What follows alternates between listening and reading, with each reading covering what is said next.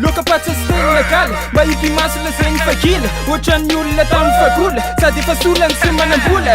avela izy tata eno tavita izy goliata manokombana kofataka iady aminazo iasa talata loany fa ty misy vika tsy tivaka io fa sode mipika lohany tony sode miboaka amin'ny olana be efa mampitsoka ka oka tsisy malahelo androany fa mila mitokitoky sasy fa ve miplame masotro ny toka tendana mikotikôty